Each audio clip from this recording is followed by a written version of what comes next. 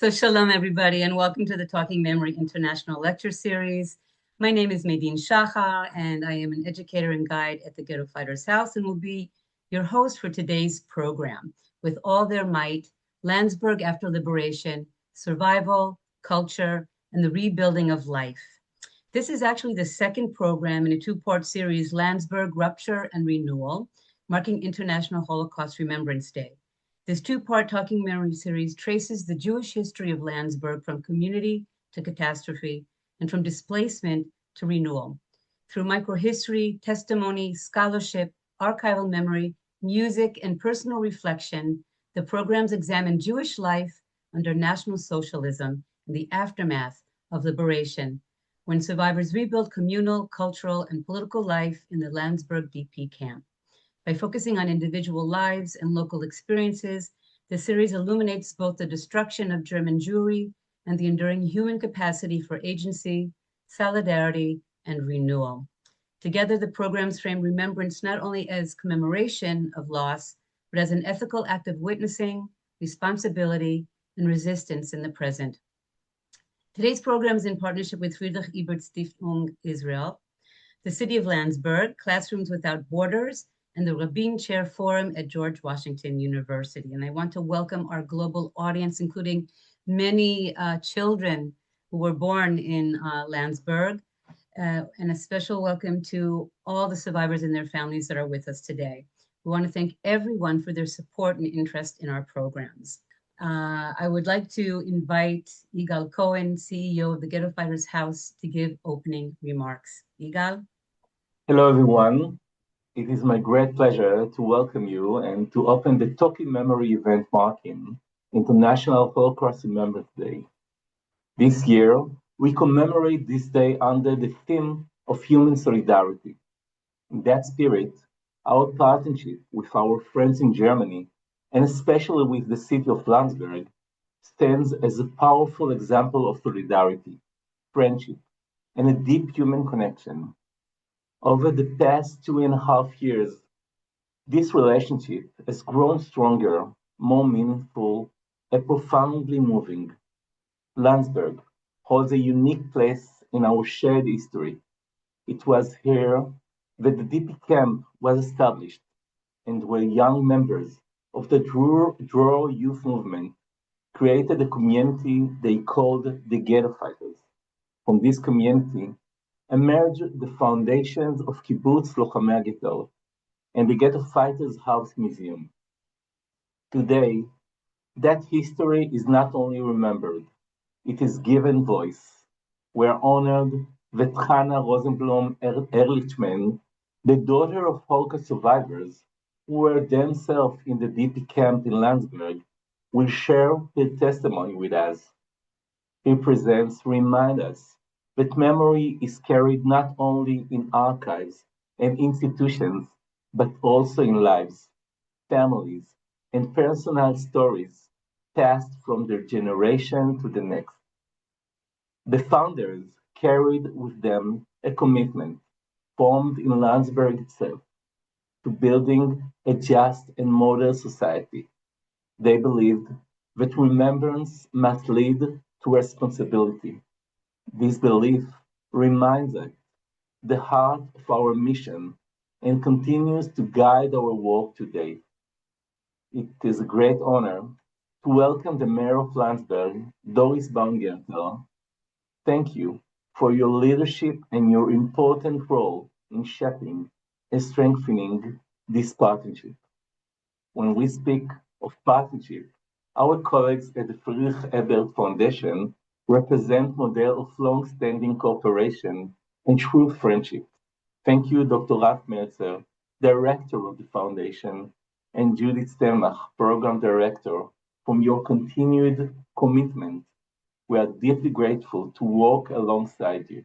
I also want to thank the City of Landsberg, Classroom Without Borders, and the Rabin Chair Forum for the long-standing support. I would also like to thank our friend Karla Schönebeck, who leads this connection with Landsberg with such dedication, and Medin Shachar for organizing today's special program. My thanks as well to my colleagues and partners in this event, Ronit Lutsky and Noam Rachmilevich. Finally, thank you to our participants from around the world who have joined us today.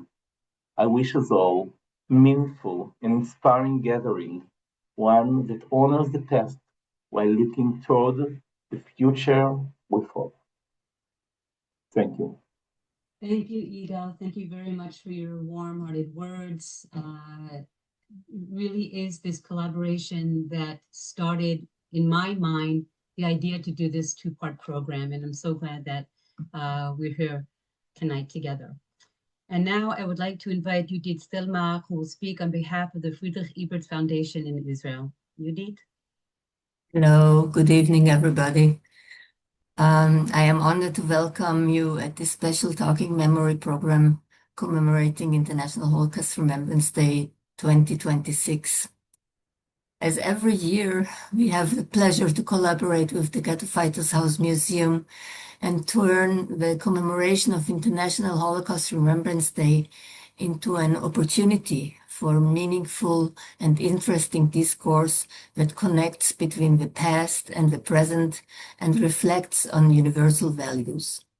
This year, we have chosen to direct our spotlight on the ability of human beings to rise from the deepest despair and suffering and build a future of dignity, solidarity, and hope. There is no comparison between the Holocaust and the horrific events of October 7th and the following 2 years of war that we have experienced here in Israel. But there is a common denominator with regards to the preconditions that are necessary in order to overcome deeply traumatic events. The human spirit and solidarity among the residents of Landsberg DP camp were the foundation for creating a flourishing community in the camp after the Holocaust and until the closure of the camp in 1950. The same human spirit and solidarity among Israelis helped to cope with the disaster of October 7th, the ongoing war, and the unbearable hostage situation for 2 years.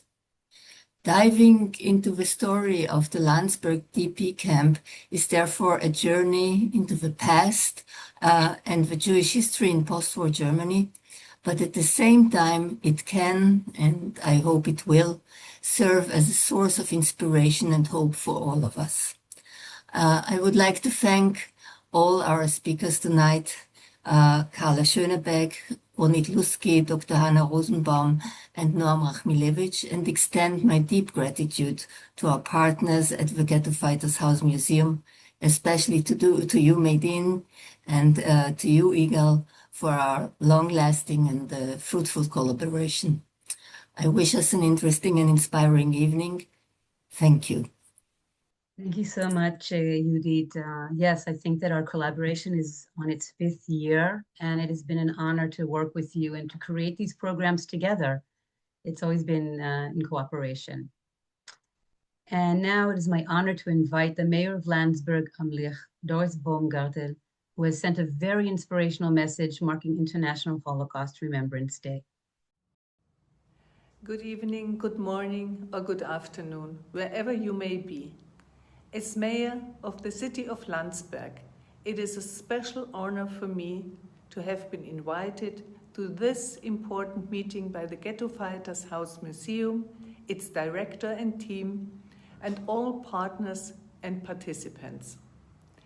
I would like to extend a warm welcome to you. In 2 days, on January 27th, 2026, we will commemorate the victims of National Socialism worldwide. We commemorate the people who did not survive by the tyranny of the Nazis, millions of people who did not fit into the ideological image of this inhuman regime and were therefore persecuted, tortured, and murdered. I will do so in the traditional manner with my colleague from Kaufering, Mayor Thomas Salzberger. The seat of our commemoration is the Death March Memorial on Neue Bergstraße, were 81 years ago, mainly Jews from Kaufering Landsberg concentration camp satellite camps, were driven into an uncertain future. Today, we remember the people who survived the Holocaust and who, despite or perhaps because of this heavy burden, set out to lead new, self-determined lives. You already learned about the history of Landsberg and its Jewish citizens in the first part. Landsberg was designated a city of youth in 1938. It is where the Hitler memorial marches from the Nazi Party rallies in Nuremberg ended. Hitler's former prison cell, where he wrote the first part of Mein Kampf after the beer hall putsch, became a place of pilgrimage for National Socialists from all over the world. There were 11 satellite camps of the Dachau concentration camp in Landsberg. And after liberation, at the end of April 1945, one of the largest DP camps. Not to mention that the Americans converted the former Hitler prison into the war criminal prison number 1, could also say that Landsberg shows the path from the beginning of National Socialism and its consequences to the end. In 2024, as mayor of the city of Landsberg, I signed a cooperation agreement with our friend Yigal Cohen. It covers knowledge transfer, joint historical research, and youth exchange. The historical background to this cooperation was the founding of the Lochamei Hagetaot kibbutz on the edge of the Landsberg DP camp, where from the summer of 1945 onwards, young people prepared for a new future in Eretz Israel after the Holocaust. This spirit of humanity, dignity, and hope has underpinned our wonderful, unique relationship from the very beginning. In 2025, we realized the Liberation Concert project is the first time under the motto Youth Meets History, with young people, with musicians from Israel and Landsberg.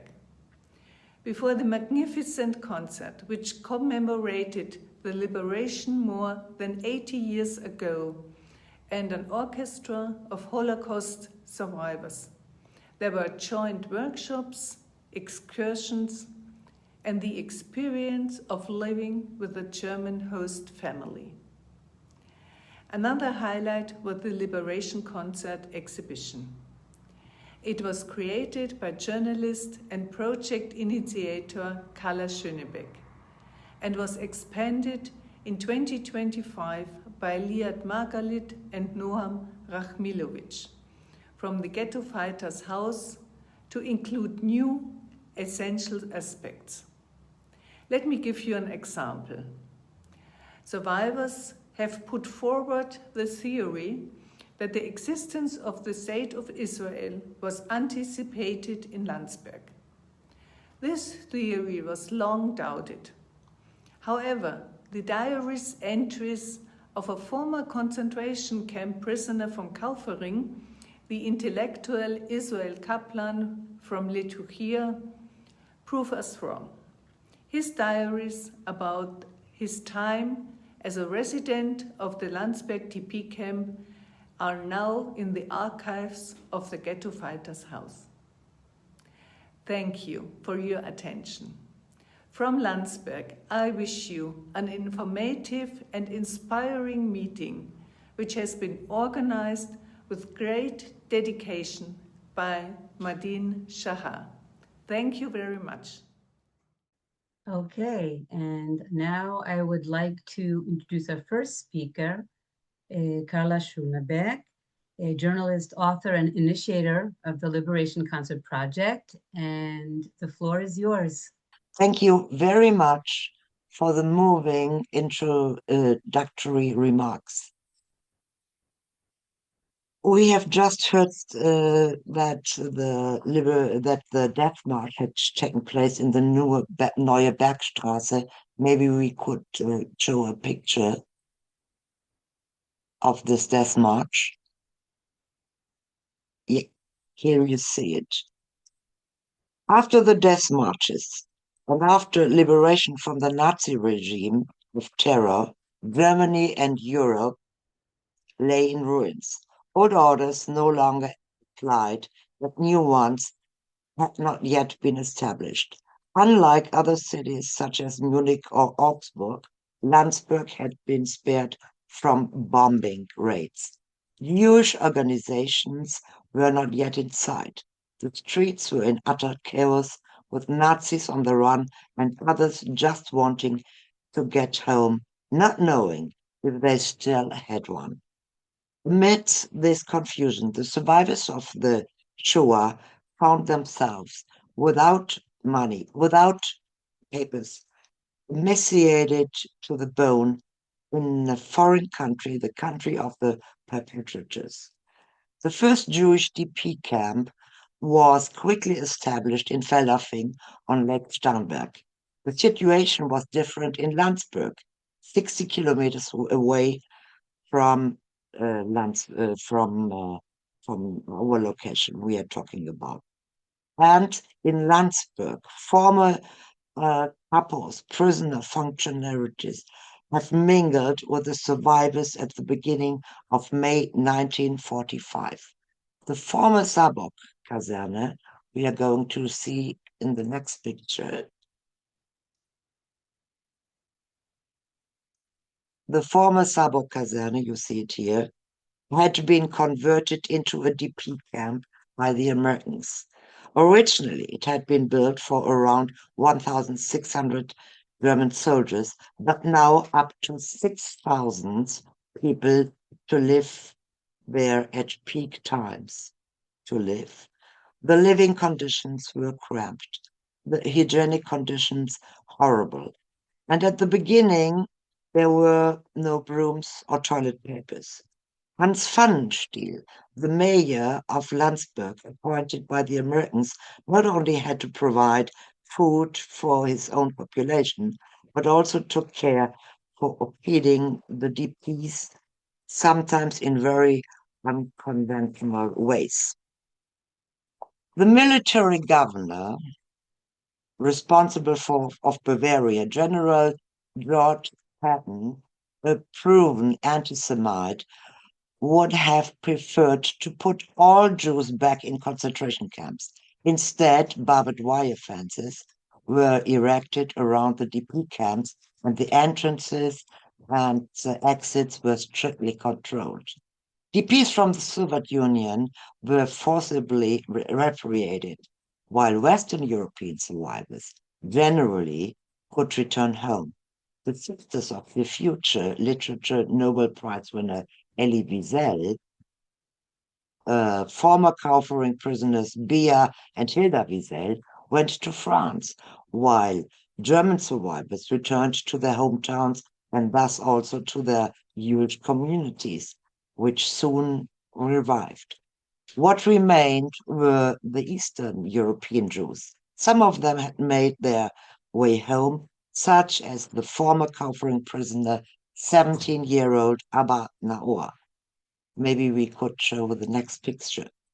On their way to Kovno in Lithuania, he and his father had met the legendary fighter from the Warsaw Ghetto, Itzhak Zuckerman, in Bratislava. Zuckerman advised them to return. Lithuanians were now living in their homes, the Soviets had taken power, and Jews were once again persecuted. Abba Naor's name in Lithuania, lost his mother and two brothers in the Holocaust. He returned back to Landsberg, where some of his friends from the Kovno ghetto and his cousin David had ended up in the DP camp. You see Abanauer in the second row in the middle. The Lithuanians experienced with resistance in ghetto and concentration camps had taken the lead in the Landsberg DP camp. Unlike the Poles, they were a small minority, but they included leading intellectuals such as Dr. Samuel Bringhaus, a lawyer and philosopher from Memel, who had studied in Germany, Italy, France, and Switzerland. Israel Kaplan, a highly esteemed historian and author and engineer, Jakob Olszewski, also came from Lithuania. After American officer Major Irving Hammond took over the management of the camp in September 1945, conditions improved significantly. Although the Poles wanted their own Jewish Polish DP camp, the wish remained unfulfilled. However, Hammond very quickly enabled Jewish self-administration of the DP camp with its own jurisdiction, DP police, schools. We may show the next picture, maybe.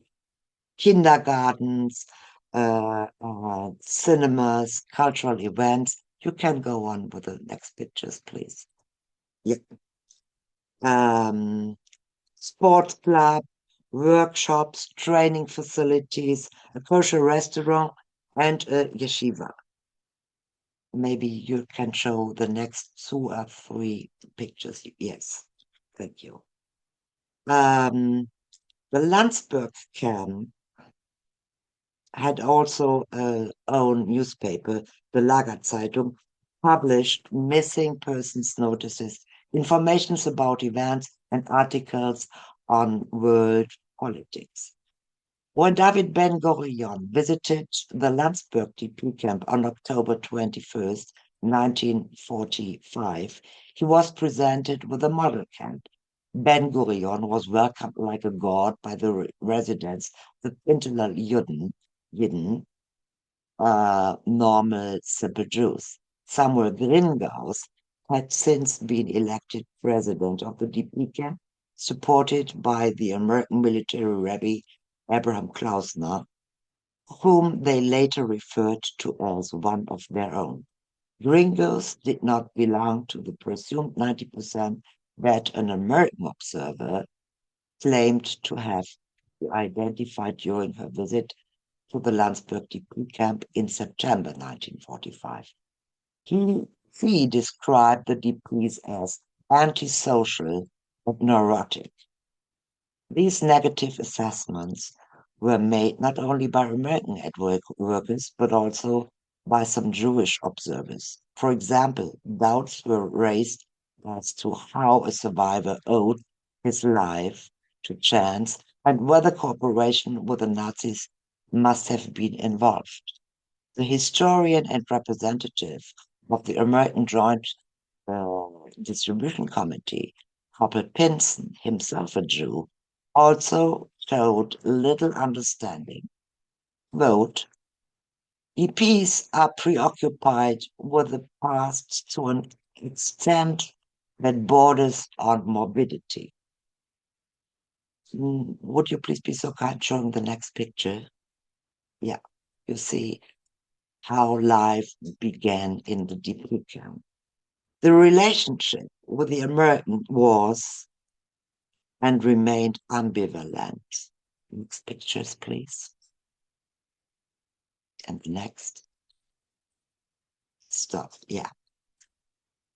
American press officer Robert Hilliard, a liberal Jew from New York, witnessed the liberation concert on May 27, 1945, while searching for a story for the army newspaper Second Wing Eagle. 8 surviving Lithuanian musicians, survivors from the Kaufering concentration camp, had performed in front of 400 Jewish patients at the Jewish DP hospital in St. Ottilien. Please show the next picture. Yeah. This picture shows the cover of my book, and the picture itself was made 1 year after the liberation, showing the musicians in new uniforms tailored for them at the Landsberg DP camp. They proudly used them to express their own never again. Back to Bob Pilliard.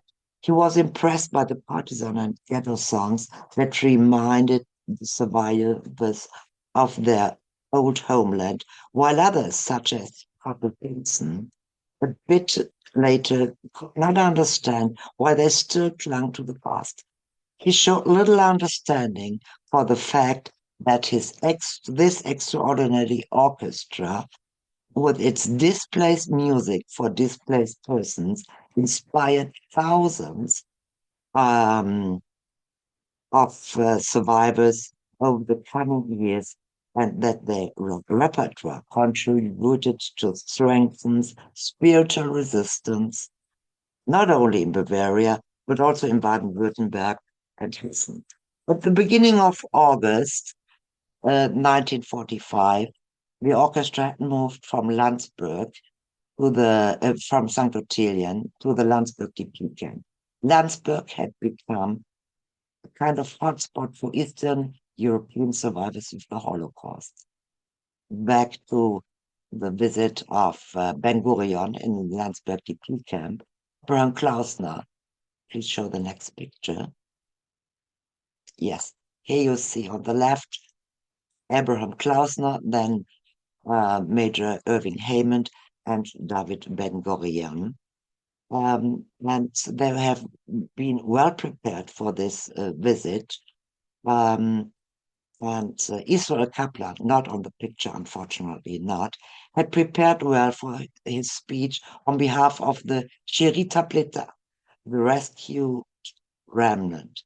Among other things, he explained to Ben Gurion, here in Landsberg, in the mountains of Upper Bavaria, far away from the metropolis, for instance, Munich, and without stable connections to the outside world, path to cultural and social life has been paved, especially in Jewish life.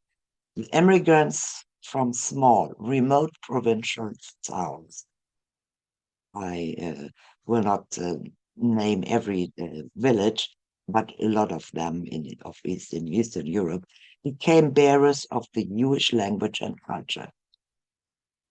Kaplan continued, when you talk to a young Jew about his future studies, it means talking to him about a trip to Landsberg. If a Jew wants to lead Jewish life, if someone wants to live among his people, then Landsberg again. Many Jews here come from distant countries and cities to seek advice, to find a document or a solution for their problems. Landsberg is in a frenzy of grassroots Jewish activity. The Ministry of Culture,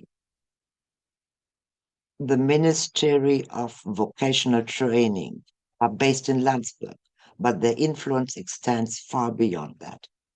They have established a network of kibbutzim and various technical and economic sources in Bavaria, and their influence extends beyond that. Would you please show the next picture? Yeah. Other activities also support the thesis Doris Baumgartl had already mentioned, that Israel as a state was anticipated in the Landsberg DP camp. Some DPs had secretly armed themselves and formed a small army which they wanted to continue fighting in Israel. Members of the Haganah operated in the basement of the Kibbutz Lochamei Hagetaot that had been founded in summer 1945 too. Keyword Israel and Zionism. Doppel Pinson accused the residents of suffering from Palestinian centrism. The majority did indeed want to immigrate to Palestine. Their great goal was to live freely and in self-determination in Eretz Israel. That is why Ben Gurion had rejected General Eisenhower's proposal to turn part of Bavaria to a small Jewish state of their own.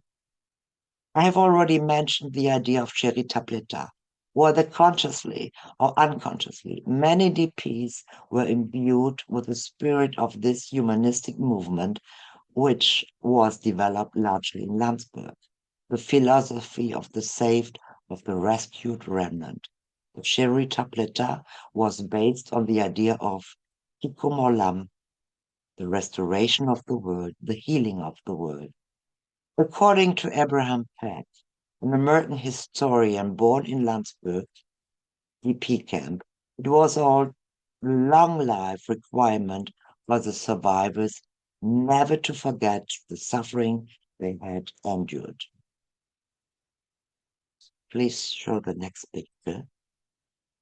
Here are the list of the members of the Kibbutz Lochamei Haggadah, for instance. Then the next picture, please. Thank you. For example, DPs saw marriage and having children as their personal healing. That time, the Landsberg DP camp had the highest Jewish birth rate in the world. If they couldn't immigrate due to restrictive immigration policies around the world, then they at least wanted to have their own families.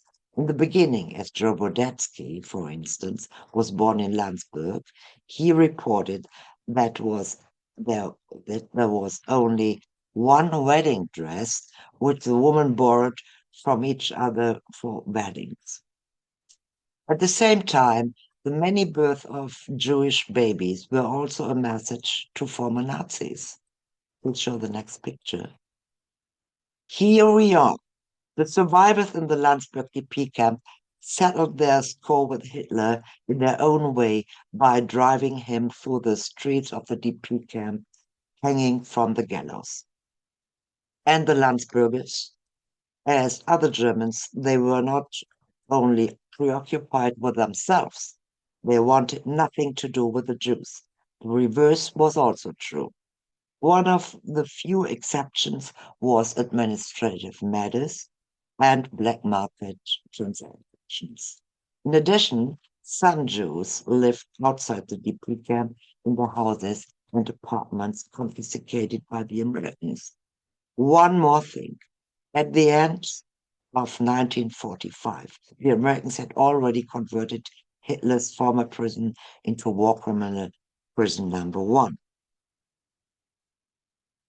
His former prison now housed the Nazi and war criminals convicted in the Nuremberg trials, in the so-called follow-up trials, including prominent figures such as the industrial tycoon Alfred Krupp von Brunn and Halbach. Now the residents of the nearby DP camp also got a taste of how people were standing up for the convicted Nazis, the murderers of their families and friends. The Germans demanded their amnesty. Around the same time that the State of Israel was proclaimed on May 14, 1948, revisionist forces secured the suspension of the executions. One shouldn't forget that they had been supported from outside, for instance, by Joe McCarthy. It's another story that I can only briefly touch on today. 4 days before the proclamation of the State of Israel, the DP musicians gave one of their last concerts. None other than Leonard Bernstein conducted the concert on May 10th, 1948, in the morning at the DP camp in Felderfing and in the evening in Landsberg. Like many other survivors, they then prepared for the departure. Here's a picture, the next one, of its program from this concert. And at that time, the orchestra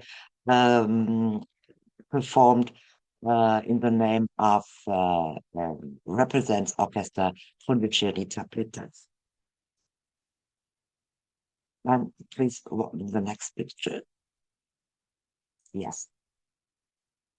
This is the farewell dinner, one of the last meetings of the DP orchestra, because after the proclamation of Israel, people who had been members of the DP camps, they tried to go to Israel, to the United States, wherever.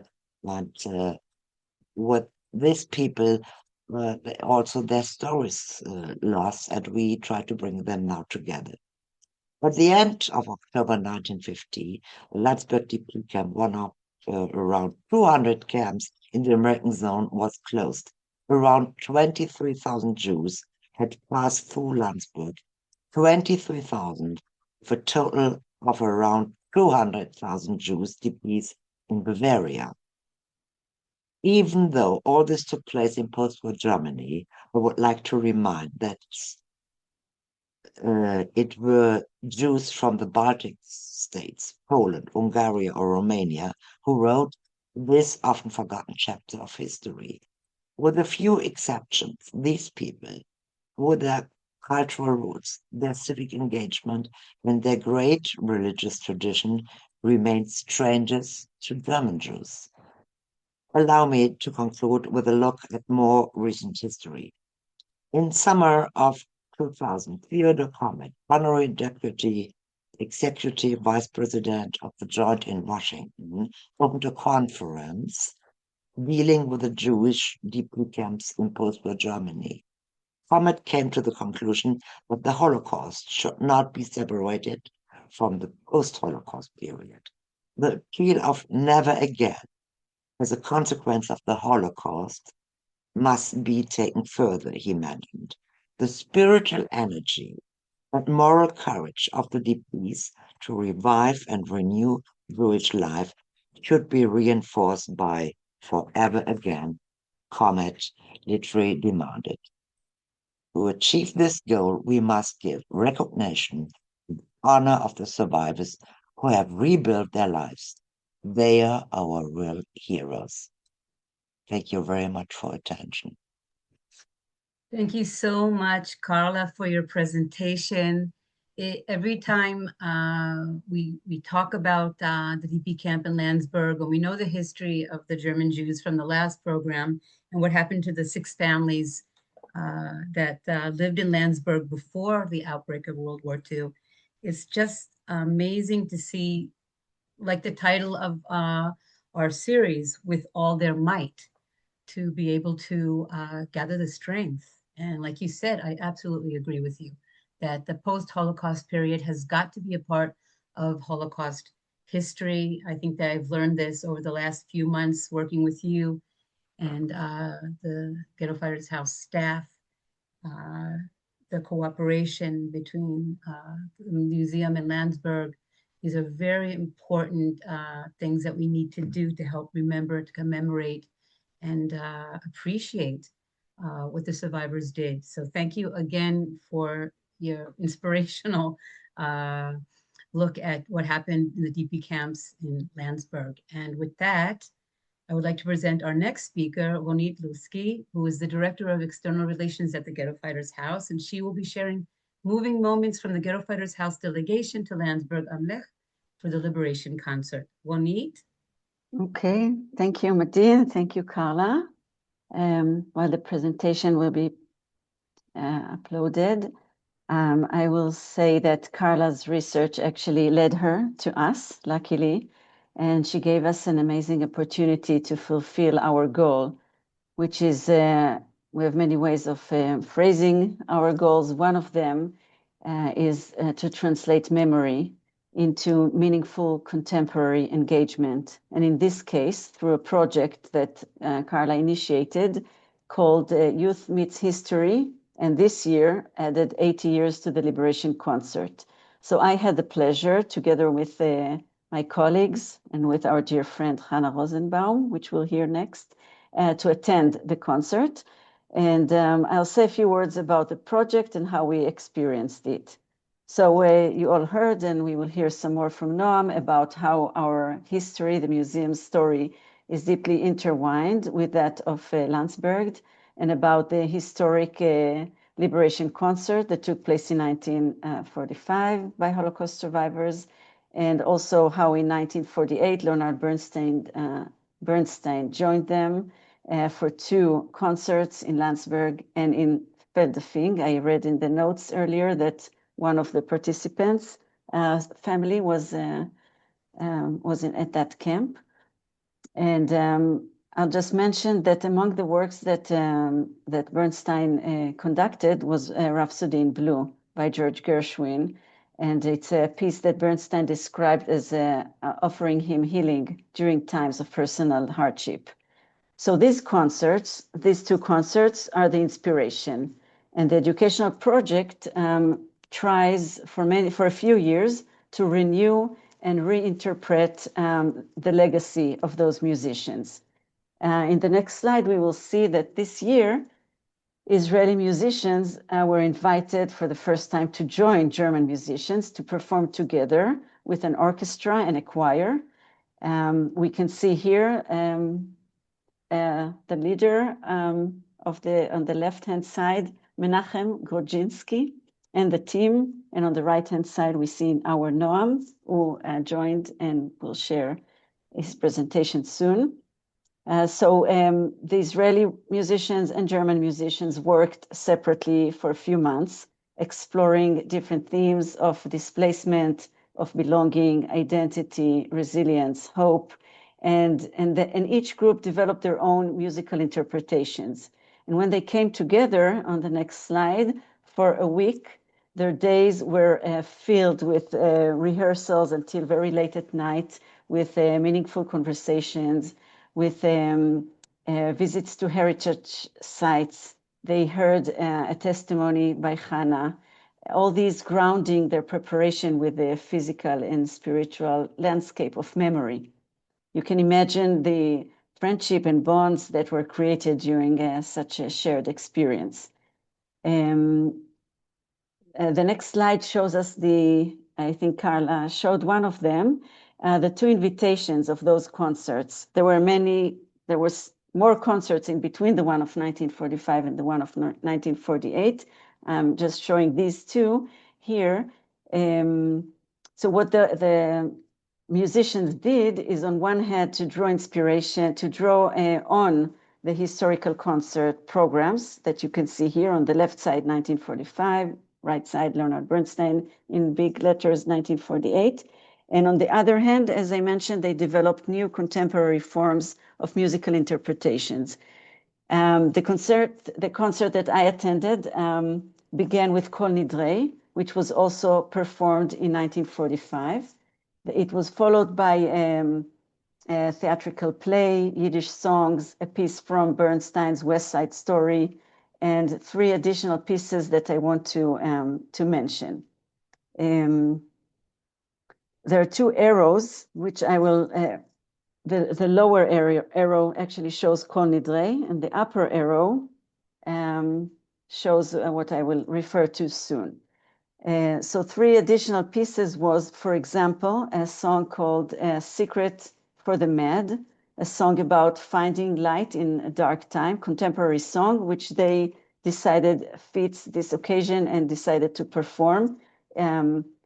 Some of the lyrics says, "I promise you it will all make sense again. There's nothing to do right now but try. There are 100 people who will listen to you cry.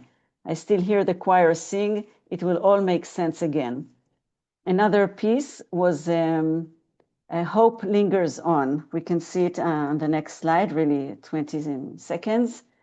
When love is gone, when peace is gone, when honor is gone.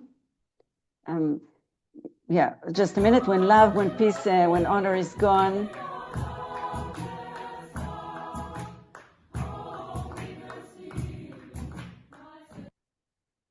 Okay, so when love, when peace, when honor, when justice, all gone, I will not hate and I will not fear. In our darkest hour, hope lingers here. That's what we just heard.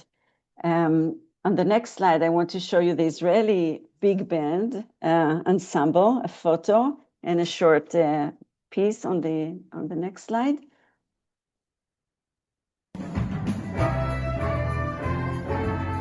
And this is Menachem leading them, conducting.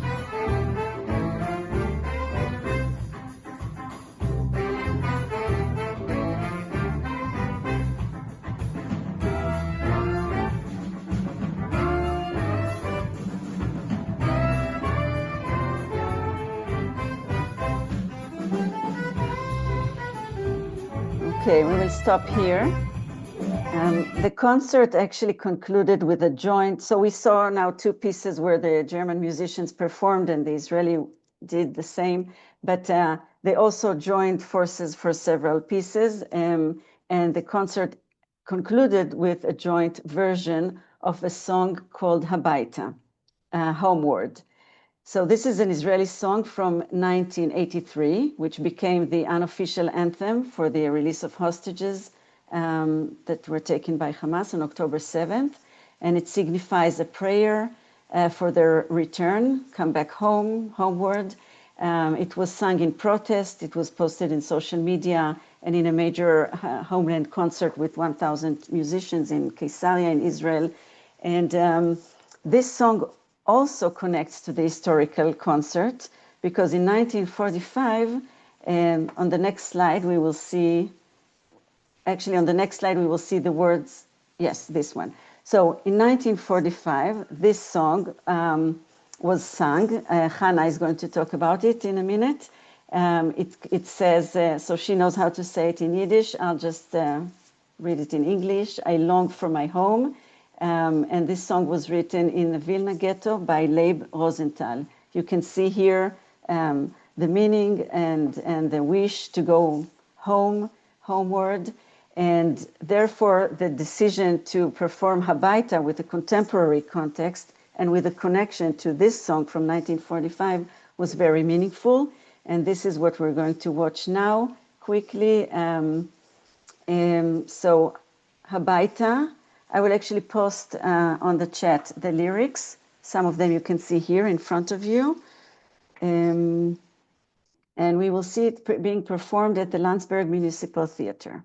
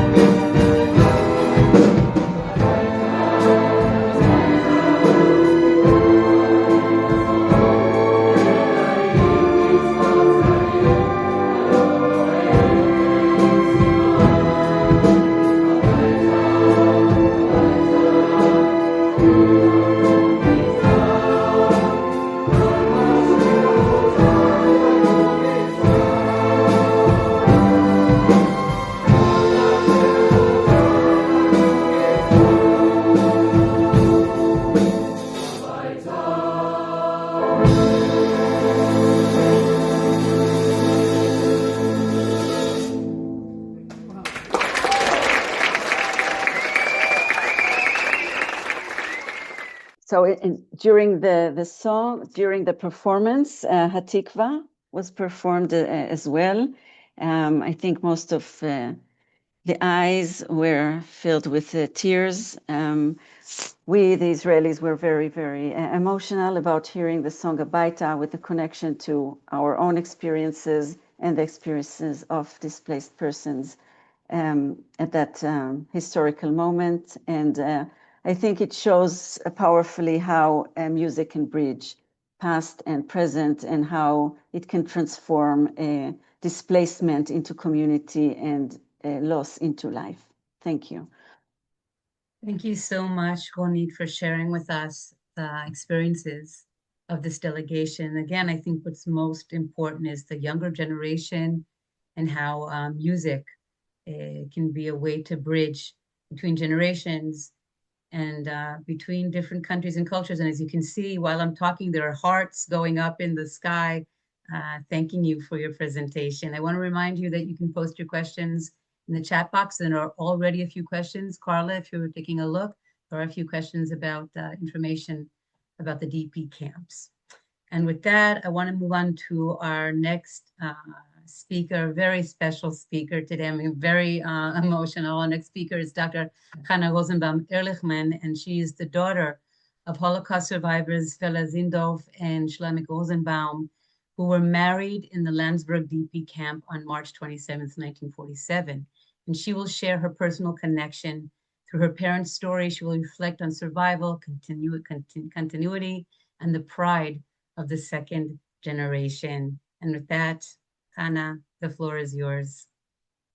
I'm very excited, especially after listening again to the song Habayta, and which reminded me also about the Hatikva that we heard in Landsberg in a short several weeks ago, which was very moving for me.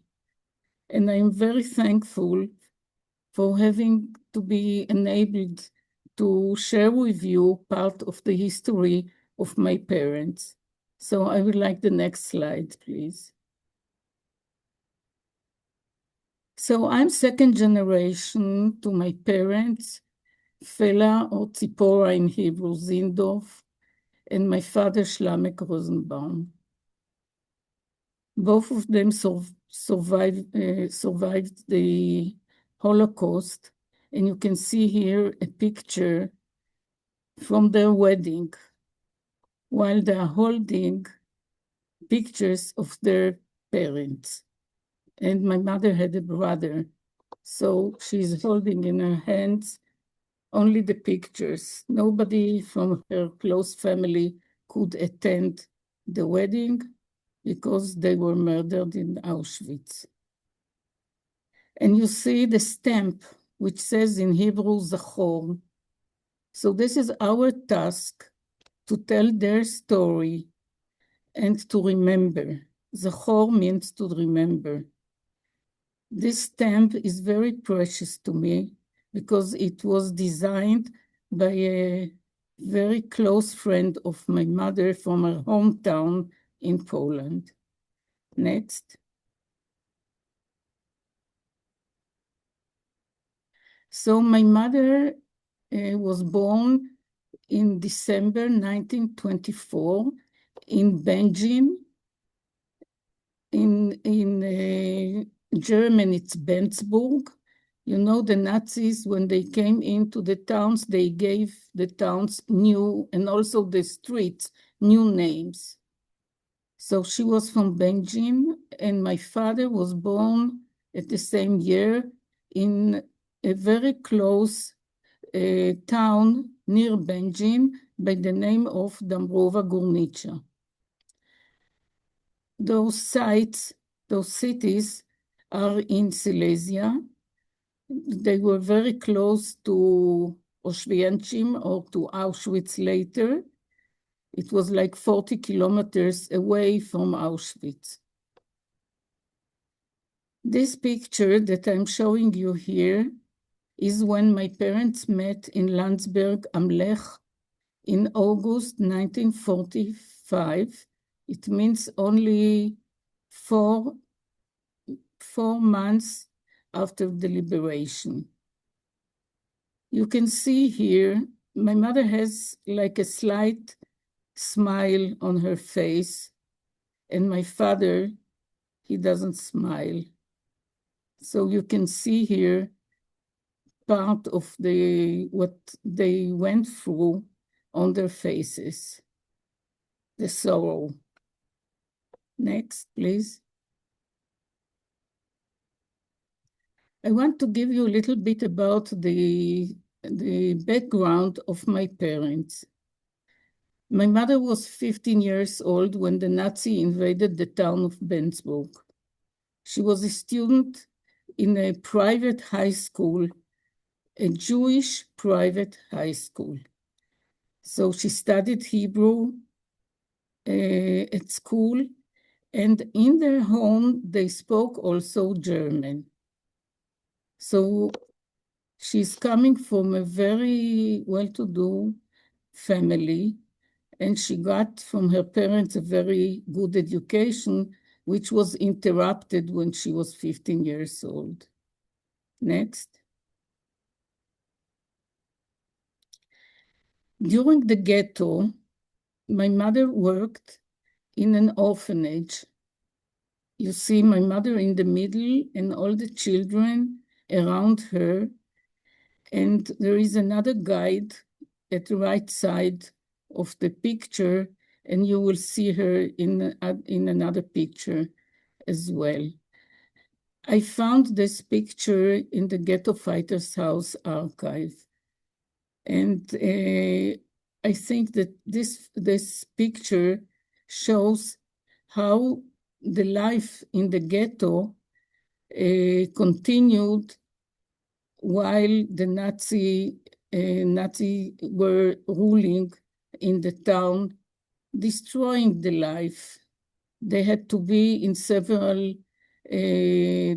a certain district in the town, several families in the same apartment, and the orphanage, you see, was very important to them to bring a little bit of a smile to those children, and you can see that some of them are smiling.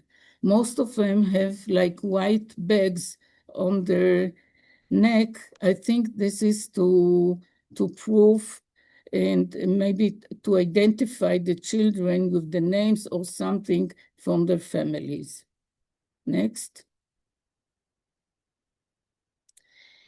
In the ghetto, the youth were very active regarding several youth movements. My mother took part of the activities from the organization Gordonia. And you see here that what they did in the farm. They built a new farm outside the ghetto, and in the farm, they had activities like you see here in the lower left. They were dancing, they were singing Israeli songs. They were planning how to escape from the ghetto and from Poland. They knew already what is the future that the future is very dangerous for them, and there is no way maybe to escape. So they had some plans, and also one of several youth movements also planned how to rebel. And you know that to Benjamin Mordechai Anilevich from Warsaw came. He taught them how to smuggle weapons and how to plan a rebel in the ghetto. And it happened. So my mother was quite a short time in this activity in the farm. Next, please. And you see here another picture of the farm. They call it in Polish, the farma. And you see here my mother in the right picture with the glasses. And next to her is sitting the guide from the Gordonia, from the youth movement. And I will show you that she survived, and she was with my mother. My mother found her in Landsberg. So they were very close friends. You see here together, and you see the picture of the 5 girls in the pharma. The first on the left is my mother. And this is again a picture from the Ghetto Fighters House archive. Next, please. My mother survived 3 concentration camps. You see here the dates. In March 1940, she left the ghetto from Benjin in 41, and the first camp was Bobrek.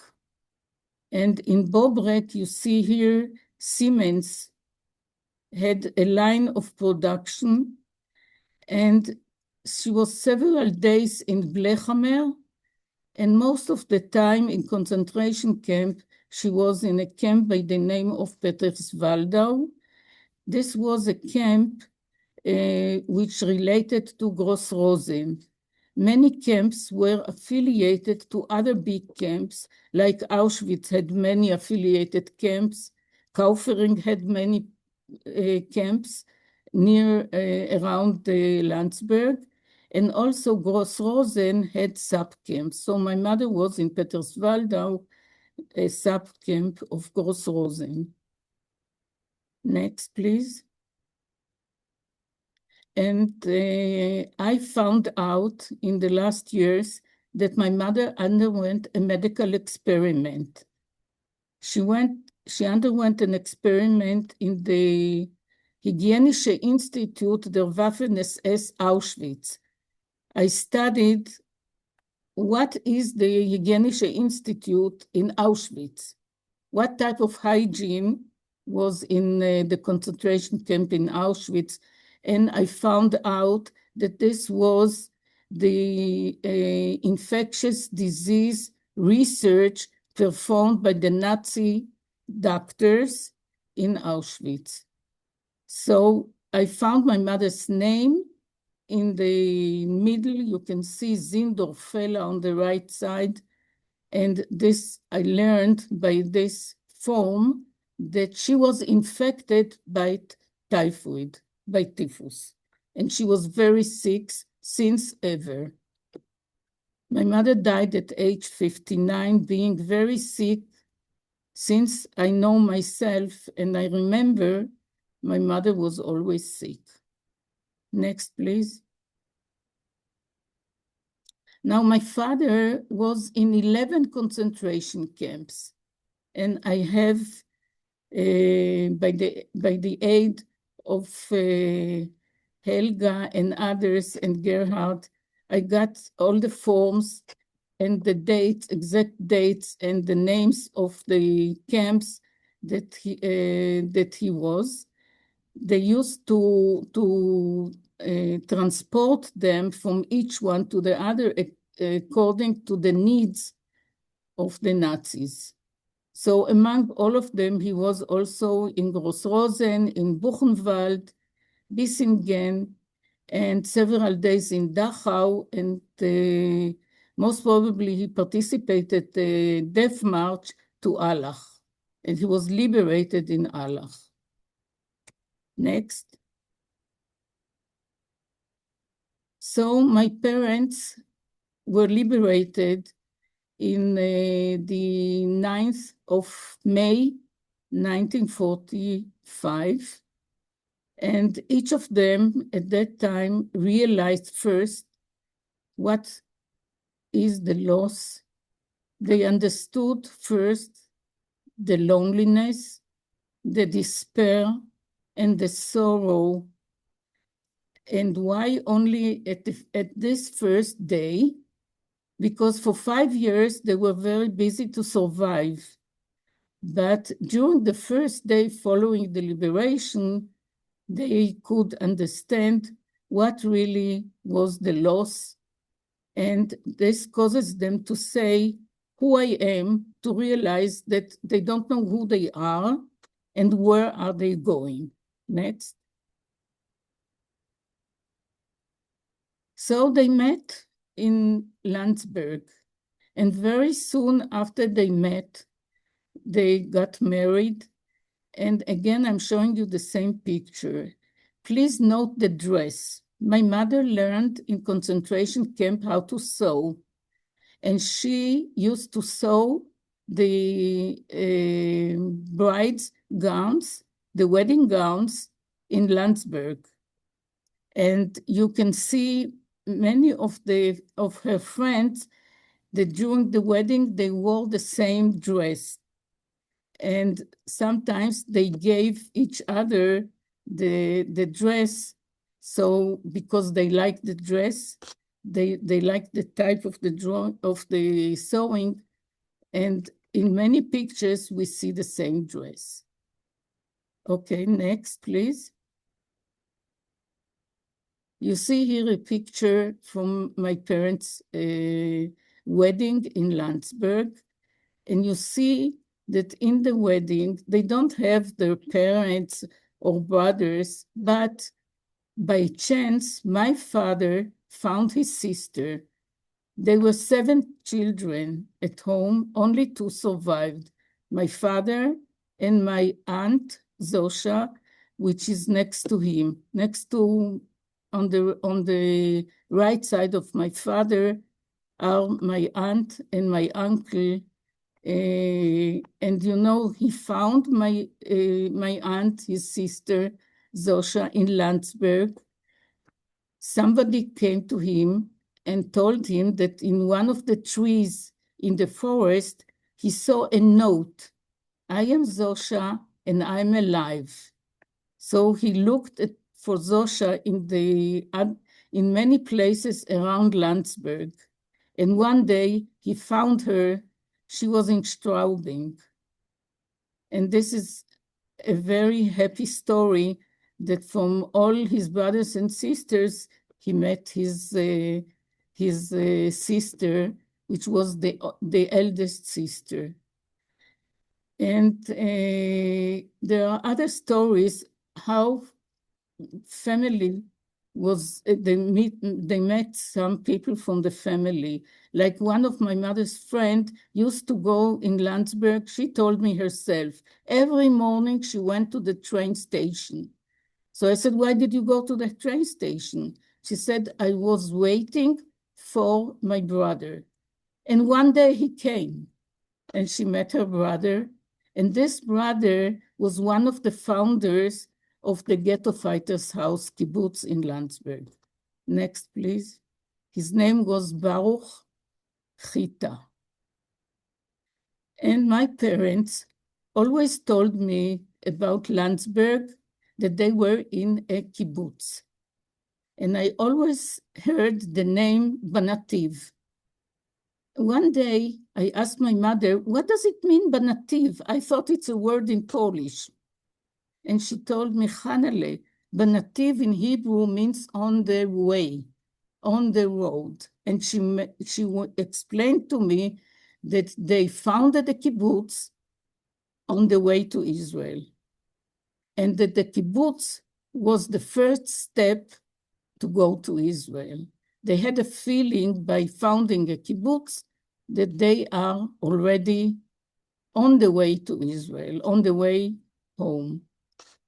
And one day in 1918, when Karla first had this concert of liberation, this was my first visit to Landsberg.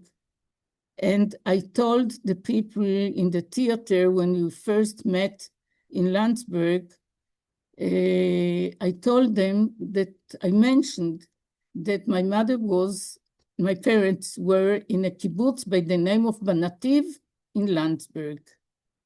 And Helga Dreiler, which is in the audience, approached me and she said, when you mentioned Banativ, I remember something, and I will look for it. The whole night she was sitting at home and looking, and the next morning, when the whole group, we were in the hotel for breakfast, she came in and she gave me this picture. And in the middle are my parents. My mother didn't know about this picture. And you see in the left, the second row in the left is Malka, her guide from Gordonia. You remember from the ghetto, from the farm in the ghetto. Many of those people became my family. The friendship in the P-camp and before in the concentration camp, I think the friendship helped them to survive. This was a great reason and to survive, being together, the friends, and the friends were a substitute for the family that they have lost. The people, the next please, my mother's friends, my parents' friends from the kibbutz Banativ were my uncles and my aunts and my grandparents. They were everything. They used to visit us very often without even calling. They just came in, and I remember that my mother used to say, today we shall have guests from Landsberg. Next, please.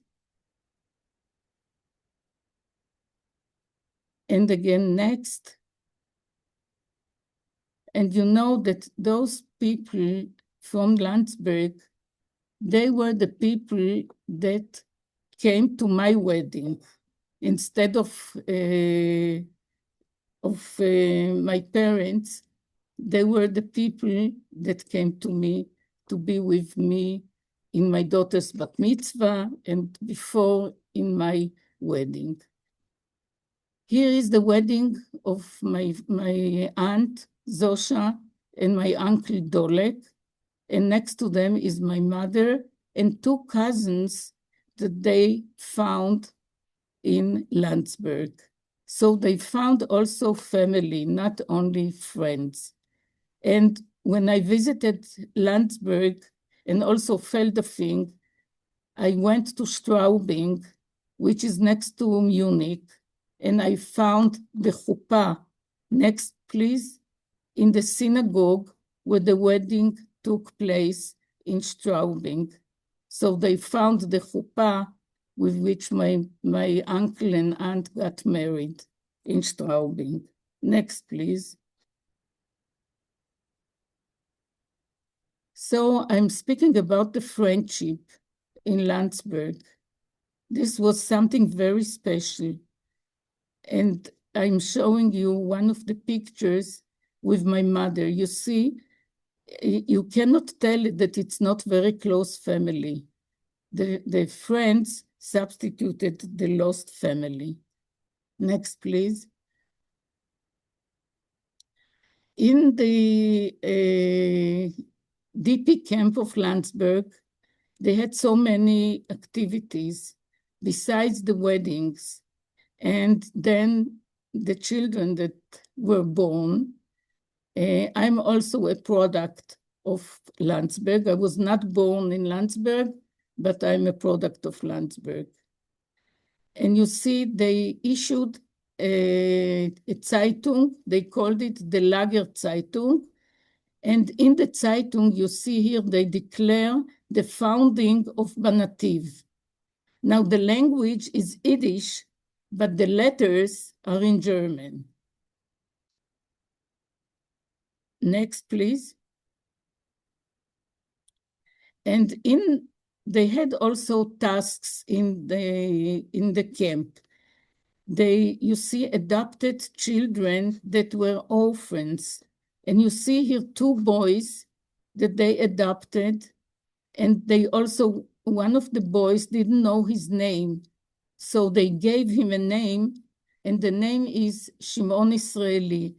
Can we hear the music, please? Shimon Israeli started his career in Landsberg. He was a very famous singer in Israel. Actually, he was the first singer that was the only performer on the stage in Israel. He was very famous, and he started his career in Landsberg. You see in the middle, when they dance, the two boys that were adopted by the kibbutz, and they gave him the name. This is so meaningful. Next, please. My mother learned in a course that was given to the women of sewing. They had to be productive. When they go to Israel, they have to have a profession, to know what to do and how to work. So the women had sewing courses. And you see in the right picture is a picture of a sewing machine in front of a house in Saint-Otilien. So I believe that my mother worked in this house, and in the left, the very right person sewing on the machine is my mother. Next, please. Oh, I'm sorry that this picture is, one of the pictures is no good. But you see in the right, my father in a training course, which was given by soldiers, Jewish soldiers that were serving in the British Brigade. My father was very proud when he was holding this gown and when he got lessons from a chayal, a soldier, an Israeli soldier. They were so proud and so happy to meet the Jewish soldiers from the Jewish Brigade, to see it was written that they are from not Israel, but that they are Jewish, and they were so proud and happy to see it. And this is part of the training. As they are going to Israel, they need to know how to fight. Next, please. This is a registration card that was issued to everyone in Landsberg in the DP camp. And you see all the details where she was in camp. It's written Peterswaldau on the right. And note, please, on the first line in the right, it's written stateless. My parents, although they were, you see, well-dressed already, and they were smiling, and sometimes they were also going for trips around Landsberg, but at the end, they were stateless. They were refugees in Germany. But, you know, the P camp had a very special task for them. When the Americans came into Landsberg, they met the people from that survived the camps that were very sick. Most of them were very sick, and they started to give medical help, and they sent them even to hospitals. And I know that one of their friends was treated for tuberculosis. He was very sick in a sanatorium in Gauting. And in one of the trips recently, Gerhard and Heike from Landsberg took me to Gauting, and I saw it's still a hospital for pulmonary diseases. So the Americans had a big task. They issued those registration records, but also they found the housing for them. And this was not very easy. The houses were the SS bases, and not only, but they also gave villas from the German people in Landsberg in which they could live and spend this time, because some of them were in Landsberg for several years. Next, please. And what they were dreaming in Landsberg is to go home.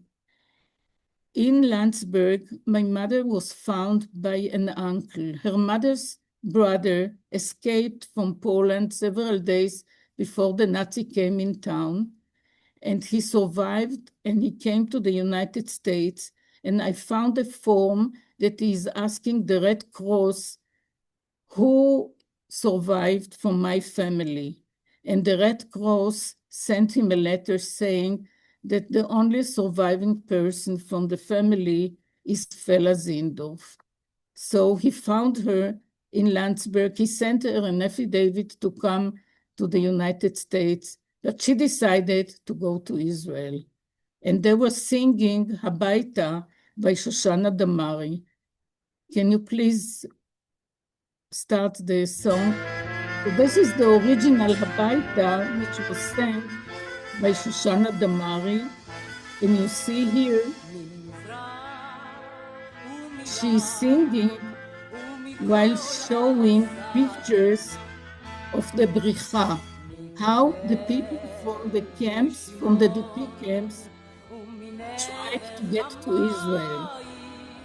And I'm speaking about the Bricha because my father, he stayed in Landsberg to work for the Bricha. He looked for children in convents, and he came to Israel with 2 children in his registration note. And you see here the ship. My mother got a certificate in Bergen-Belsen. You can imagine what an effort it was to go from Landsberg at that time to Bergen-Belsen, to the British area, to get the certificate, because she decided she's not going to the United States. She told me, in the Gola I was already. Now I'm going home, Habaita, to Israel. Next, please. And I want to tell you that since I remember myself, I think that the first words that I learned as a kid was katzet, lager, ghetto, and Landsberg, and Banativ. And I think that what Landsberg gave to my parents is hope and a new life. And I think that the state of Israel, as my parents told me, was established in Landsberg. The Nazis did not succeed to destroy our parents' wish to live and the strength to build a new and good future. And now I'm showing you the next generations. You see me, a little child, in my place where I live now in Tivon, in the first apartment, which was 1 room and a little kitchenette. And my parents were so happy. My mother came to Israel alone. My father still stayed to work in the Bricha in Germany. He came home in the age that I'm in the picture. He came to Israel. And I have a daughter, Tzufit. I have a brother. And I'm showing you the 4th generation, my 2 granddaughters. So you see what my parents have dreamt in Landsberg, it was fulfilled. The next, please. And I'm showing you now what Landsberg means to me in the last years. I was first in Landsberg in 2018, and this is the exhibition, I think the first exhibition after the Liberation concert that was built and designed by Karla Schönebeck. And I want to thank the people from Landsberg, Karla Schönebeck, Gerhard and Heike Rollenstock, and also Helga and her late husband Manfred, for showing me and giving me the Landsberg in the last years. This is so meaningful for me. I wish I could tell my parents. Next, please. Because in Landsberg, out of the ashes, the Holocaust survivors underwent a process of revival, a resuscitation, and gave us new life in Israel. We have to learn from our parents how from the ashes we need to build a new life. And I hope that after the 7th of October, this will happen to our generation as well. Thank you. I think this is the last slide. And thank you very much. Again, you can see that people are reacting with little emojis as well. I think that when we were preparing this program, it was important to also have, I say it's firsthand testimony to your situation, to your life, and to the story of your parents, and just how really important it is to have all these different stages in their journey remembered and documented. And I'm so glad to see that the Ghetto Fighters House is a part of that. And thank you again, Hannah, for sharing your story with us today.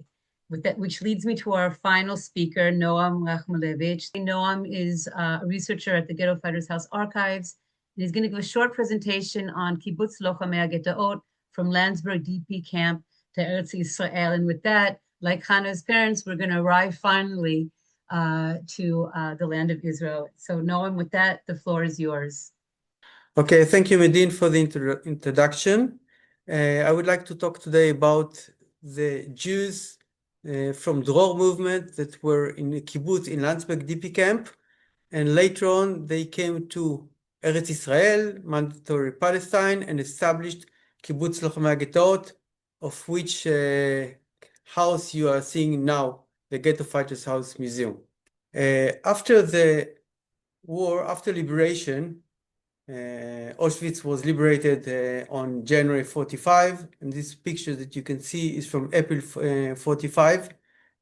The people that belong to the Jewish fighting organization, they joined together to commemorate the friends that were killed in the uprising and later on until liberation.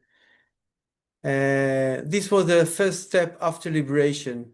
As Yitzhak Zuckerman, Antek, the tall guy in the middle of the picture, said, he said that his hardest moment after liberation was finding out that he's without anything. He has no home, his relatives were murdered, and all of the world that he knew just collapsed. And he wondered what to do next. Yitzhak Zuckerman Antek, he was from Dror movement. He was a leading member of the Jewish fighting organization.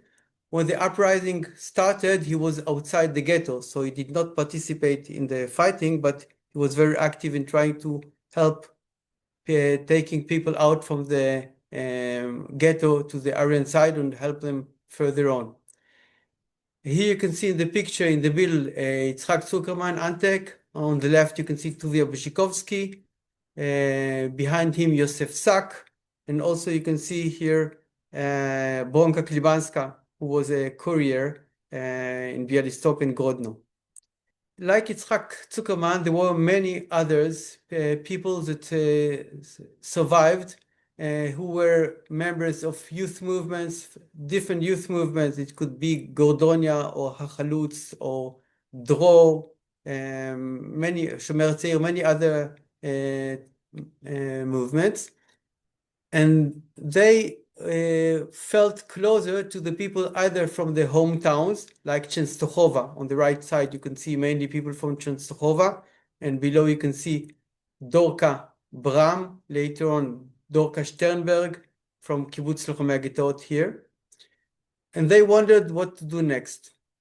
So one of the projects that they did was to unite, and they established a kibbutz, the first kibbutz in Warsaw after liberation. And what's unique in this kibbutz is this kibbutz was made from 3 different youth movements, from HaShomer HaTzair, Gordonia, and Dror. They did so because they felt much closer to each other after their uprising and during the hiding. And so they wanted to be with people that they trusted and shared the same ideology, socialistic, Zionistic ideology. And they made one kibbutz to prepare themselves to make Aliyah to go to Eretz Israel. But the movement in Eretz Israel objected. This movement said, the leading members of the movement in Eretz Israel said, no, you cannot establish a kibbutz from 3 different movements in Eretz Israel. Each kibbutz should consist of one movement. So after a couple of months, they had to split. They couldn't stay in one kibbutz together, and they continued their way west to the south. They couldn't stay in Poland anymore because of many things. First of all, they had no relatives anymore left. Most of them were killed. Poland was not a safe place. Poland, there was a big anti-Semitism in Poland. Many Jews were murdered right after the war, sometimes because of their property, sometimes because of hatred. So it was not a home anymore. They had to leave Poland.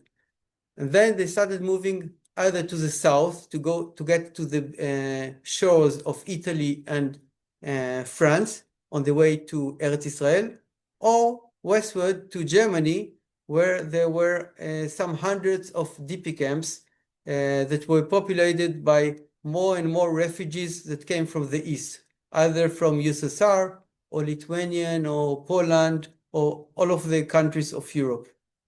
And that's what they did. They didn't immigrate together, all of this group. They immigrated in small groups, sometimes 5 people, sometimes 10 people, and they came to different DP camps. One of the DP camps that they arrived to was Landsberg am Lech. Landsberg am Lech, it was a big DP camp in Bayern, in southern Germany, in the American zone. By the way, there were many DP camps in the British zone and in the American zone, but the conditions in the American zones were better. So we can see a kind of process that more and more people, refugees, move from the British zone to the American zone to improve their conditions. And in Landsberg DP camp, there were 8 kibbutzim. There were many people, hundreds and thousands of Jews living there. And the ones from that belonged to youth movements before the war or during the war, they joined together and into kibbutzim. And the kibbutzim served like a big family. They had no family left, so it was good for them to live together, to care for each other, to learn Hebrew together, do many things for each other. So there were 8 kibbutzim in Landsberg. One of them was Kibbutz Lochamei Hagitaot. You can see the flag here, Ghetto Fighters. And this kibbutz was consisted of Dror members. They had a lot of time in Landsberg DP camp, and they filled it with many things. They went outside to the city, to the town from time to time, sometimes to black market. They had a lot of discussions, ideological discussions about the future, about socialism, about Eretz Israel, about the white book that the British did. And here you can see on the left a parade. I think it's a demonstration. It might be a demonstration against the white book that the British made some years ago, prohibiting Jews to go to Eretz Israel. In the middle picture, you can see members of Dror having a lunch together. It might be also a holiday, maybe Pesach, Passover, in the same year in 1946, right 1 year after liberation. And on the right photo, you can see several members of Dror with Yitzhak Antek Zuckerman. Yitzhak Zuckerman, the one that we've seen before, after the war, his wife, Sivia Lubetkin, she immigrated to Eretz Israel, and she came right away to Kibbutz Yagur, where she spoke of her experience during the war, and especially about the uprising in the Warsaw Ghetto. But Yitzhak Antek Zuckerman was asked by the leadership of the movement to stay some years longer in Europe, and like him, there were also dozens or hundreds of activists that were asked to do so, in order to help the refugees to organize, to move later on, to make Aliyah to Eretz Israel. And we have a correspondence between him in Germany and Sivia in Eretz Israel. They had a correspondence, and he says how much he's longing to go already to Eretz Israel, but he knows that this is a task that someone has to do, and he volunteers to do it. After a while that the refugees were in DP camps, in Landsberg, Feldafing, many other DP camps, their time came to leave the DP camps. Many, maybe most, left to other places like USA, Canada, Australia, South Africa, and many came to mandatory Palestine. The point was that to get to mandatory Palestine was a problem because of the White Book, because the British, they did not allow Jews to get to the shore without having a formal certificate, and most of them did not have. Here you see an example. This ship was called Latrun, and she had more than 275 passengers on board, which is too much to her capacity. And this ship was arrested by the Brits in the port of Haifa, brought to the port of Haifa in November 46. By the way, it's the same date, 1st of November 46, that we've previously seen the parade of the Dror members in Landsberg. So the British, they stopped these ships, and they sent the passengers to exile to a camp in Cyprus for a period of time. It could be 3 months, it could be 1 year, somewhere more than 1 year in Cyprus in a detention camp. On the right picture, you can see both the passengers before being deported to Cyprus and British soldiers. And if you look carefully, you can see their berets. Their berets, this is the black-white photo, but these were in a red color. And because they had this red color berets, they were nicknamed by the locals, Jews here in Eretz Israel, anemone, kalaniot, which is a flower, wildflower that is very common here in Israel. In 1945, in 18th of January 45, a song was released by Shoshana Damari, a famous singer. She used to sing it, Kalaniot. Natan Alterman was the one that wrote the poem, and Moshe Vilensky composed the music. And right after it was released, it became a very common song in Israel because it was talking ironically about the British, that they are so common, and it was mocking them.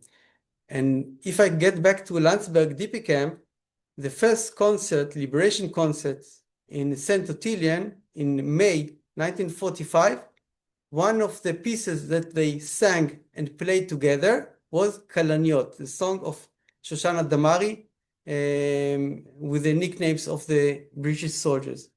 If I go back to the group Lochamei HaGetorot from Landsberg DP camp, once they decided to leave Landsberg, they immigrated to Eretz Israel in order to establish a new kibbutz. But they couldn't do it right away. So first they split into 3 places.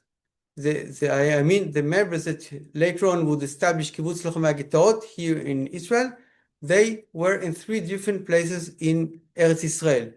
One was Kibbutz Yagur. In the upper photo, you can see people from this group. They called themselves Lochamei HaGetaot group.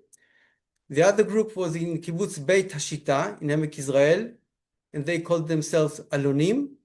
And the third group came to Kibbutz Ginosar, which is on the Sea of Galilee in the north, and they called themselves a kibbutz named after Mordechai Tenenbaum, one of the fighters. Here you can see, by the way, Yehuda Bronstein up there in the right picture with his wife on the left, Tzipora Fela. I would like to follow Kibbutz Ginosar because the people from Landsberg, they came to Kibbutz Ginosar, where there are people from other DP camps came to Bet Hashita and Yagur. So the group that came from Landsberg DP camp, they came to Kibbutz Ginosar for around 1 year, 1.5 years, and they started working in different places in the agriculture. They wanted to train themselves how to be productive, how to work in the fields, in orchards, in citrus, fishing in the Sea of Galilee, which is a hard work that they were not used to because most of the Jews in Poland did not work in agriculture. And what they also did, they wrote a diary. It was not very easy to be in Ginosar. Ginosar was a kibbutz that was built years before, and there were Israelis there in the kibbutz, and not always the relations between the locals and the newcomers was good. And in this diary that was written by Miriam Borochovich, later on Miriam Horowitz, later on Kibbutz Lochamei HaGetaot member, she describes what happened to them and also the longing to the friends that are still in Landsberg. And for example, she says, excuse us, our friends that are still in the exile in Landsberg. We are guilty for not having written a diary until now, but we will try to fix it. And then she sends regards for the new year and so on. After a while in Kibbutz Ginosar and in Kibbutz Yagur and Kibbutz Bet Hashita, all the members that were in these 3 different places joined together to one spot near the Carmel Mountain, not far away from Haifa, called Waldheim. What was Waldheim? Waldheim was a German, pure German settlement that was established in the end of the 19th century by Germans, religious Germans that immigrated to Palestine for religious reasons, and they lived here since the end of the 19th century. But during the war, in the 30s, they also had their Hitlerjugend, that they made marches with a swastika. We have many photos of them in our archive, the Ghetto Fighters House archive. And during the war, the British, they deported them to detention camp. So the Waldheim settlement was empty. These newcomers, these 3 groups of members that would establish Kibbutz Lochamei HaGetaot, they decided to stay to make the first months of training in the place called Waldheim, which was empty now. And there they started living together, these 3 groups, to get used to each other and to work together. On the left side, you can see women from this kibbutz, Lisa Herman and Shoshana Zeevi, giving food to children, not to their children, because as you know, in the kibbutz in the beginning, the children would not stay by their parents, but they used to stay in their children's houses, and other women would take care of. I jump forward, and on the right picture, you can see the date when the members left Waldheim, went several hours, and got to the point, to the place where Kibbutz Lochamei HaGetaot in Israel is located today, on the Western Galilee, close to the ancient Ottoman aqueduct. And all of the members, they made this immigration or this journey for a couple of months, but all of them have reached this place in April 1949. And in April 49, they made a ceremony to commemorate the victims of the Holocaust and the fighters. And the same day that they made this commemoration ceremony, they established a new kibbutz that would be called Kibbutz Lochamei HaGetot. And if you look carefully, you can see that the main speaker is Yitzhak Antek Zuckerman, one of the leading figures, as I said before, of the ghetto uprising of Warsaw. So a year has passed, another year has passed, and the kibbutz grew larger, and more people joined it. And they had fields, and they built their own houses by themselves. And we can see here some pictures from the kibbutz life. And another leap of time, this is a picture of this kibbutz today. The main house that you see in the middle of the picture, the Ghetto Fighters House, was established in 1958, a decade after the establishing of the kibbutz. And today, this is a very big kibbutz with a lot of children and people coming back to the kibbutz. And if I want to conclude, I think that the journey that these people did from Poland to the Landsberg DP camp and from Landsberg to Eretz Israel was completed in this kibbutz where we are now. So I wanted to thank you very much, and bye-bye. Thank you, Noam. But I have to say that if I think about Hannah's discussion about how important it was to have friends because they became family, that's really one of the things that you just showed us about creating the Ghetto Fighters Kibbutz, is that after being in Landsberg and also in other places around Europe, people needed family and they needed friends, and they stayed together and they found each other and created this new kibbutz to be an integral part of the new state of Israel. But more than that, they took on the responsibility of commemoration, remembrance, and Holocaust education till this day. And that's why we're here today, because we represent that institution.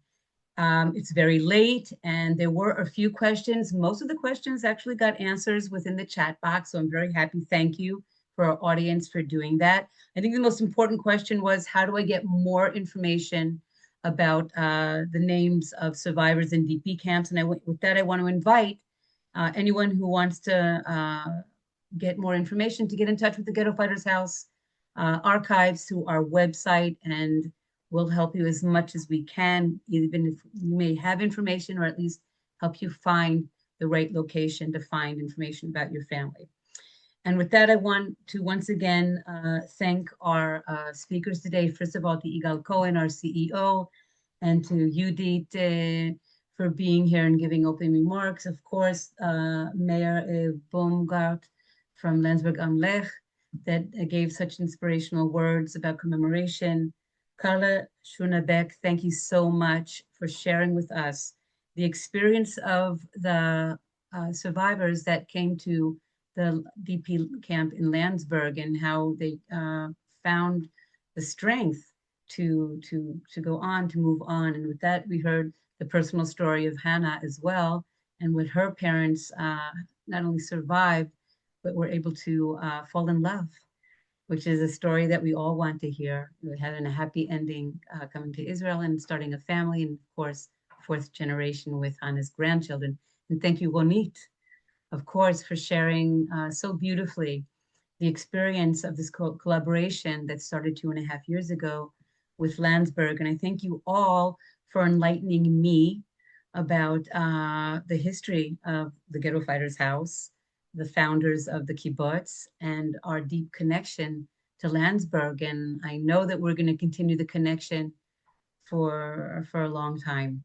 With that, I also want to thank our audience, especially those that were the children of survivors that were in Landsberg, but also other second generation that shared their stories in our chat box.